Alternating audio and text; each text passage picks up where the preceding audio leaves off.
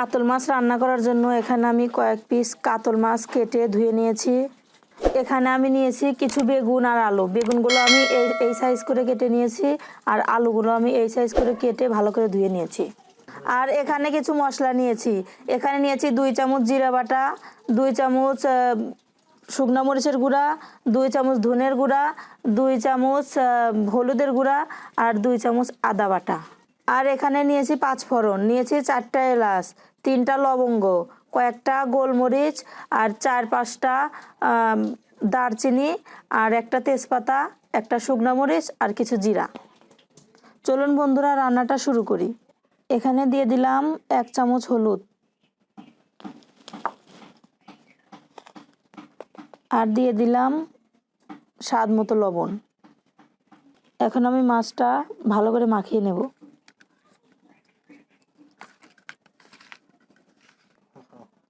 মাছগুলো হলুদ লবণ দিয়ে মাখানো হয়ে গেছে।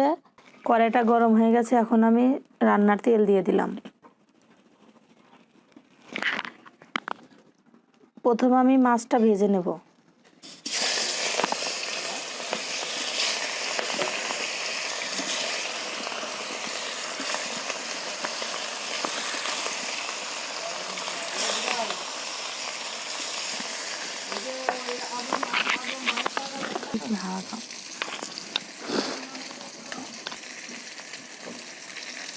মাছটা এখন উল্টিয়ে দেবো আমি।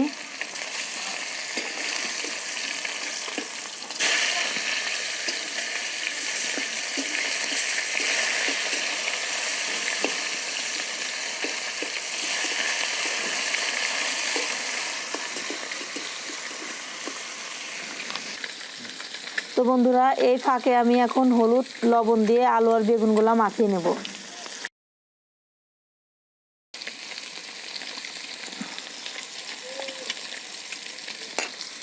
দিয়ে দিলাম 1 চামচ হলুদ। এখন আমি সুন্দর করে মাখিয়ে নেব। মাখিয়ে নেওয়ার পর যেহেতু আমি এটাকে তেল দিয়ে ভেজে নেব, সেজন্য ভালো করে মাখিয়ে নেব। তো বন্ধুরা মাখানো হয়ে গেছে, মাছগুলো ভাজা হয়ে গেছে, এখন আমি নামিয়ে নেব।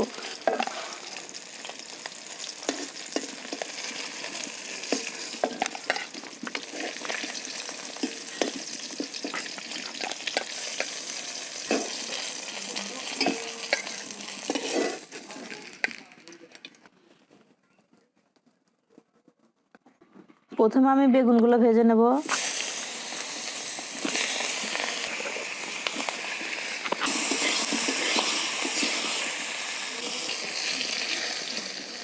বেগুনগুলো ভাজা হয়ে গেছে, এখন নামিয়ে নেব।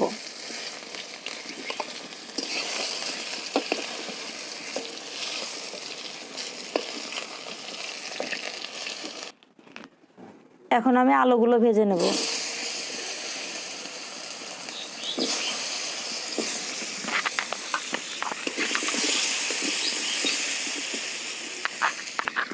আলুগুলো ভাজা হয়ে গেছে, এখন আমি নামিয়ে নেব।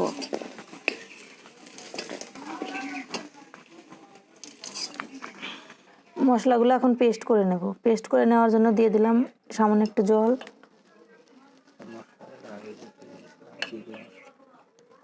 এখানে আমি ধনের গুঁড়ো নিয়েছি 2 চামচ, আর মরিচের গুঁড়ো 2 চামচ, আর আদা বাটা 2 চামচ, আর হলুদ নিয়েছি 1 চামচ। তো পেস্ট করা হয়ে গেছে। এখন দিয়ে দেবো 5 ফোড়ন। প্রথমে আমি জিরা দিয়ে দিলাম।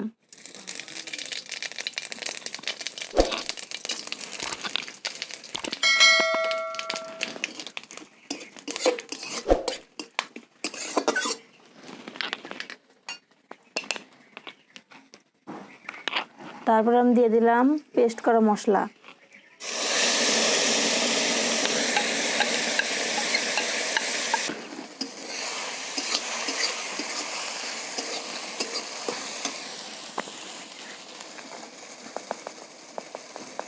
তারপর দিয়ে দিলাম 1 চামচ লবণ।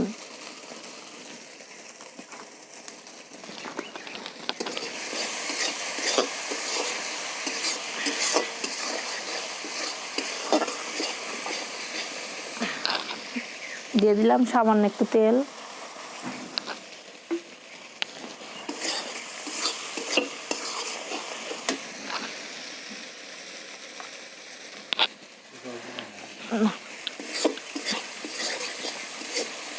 তো বন্ধুরা মশলাগুলো কষানো হয়ে গেছে, এখন আমি দিয়ে দিলাম আগে থেকে ভাজা আলু আর বেগুন।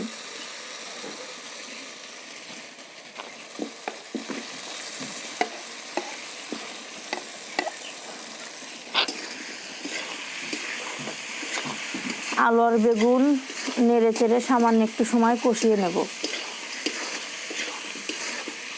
যেহেতু আমি আগে থেকেই সবগুলো ভেজে নিয়েছি,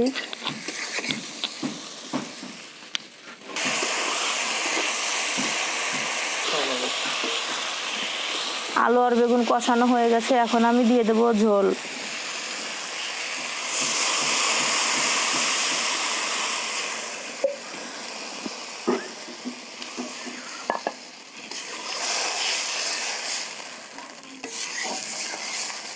তো বন্ধুরা ঝোল দেওয়া শেষ হয়ে গেছে। তো এই ঝোলটাকে আমি 10 থেকে 15 মিনিট জাল দিয়ে নামিয়ে ফেলবো। 10-12 মিনিট জাল দেওয়ার পরে ঝোলটা হয়ে গেছে, এখন আমি মাছগুলো দিয়ে দেবো।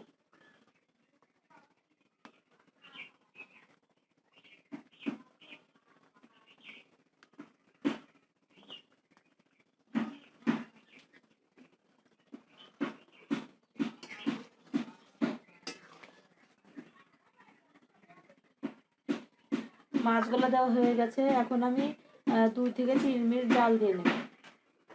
2-3 মিনিট জাল দেওয়া হয়ে গেছে, এখন আমি জিরা বাটা দিয়ে দিলাম।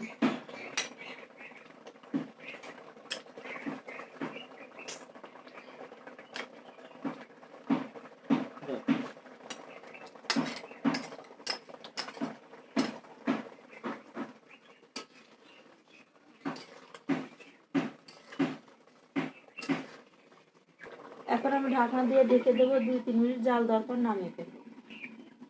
2-3 মিনিট হয়ে গেছে, এখন আমি ঢাকনাটা তুলে ফেললাম, ঝোলটা নামিয়ে ফেলবো।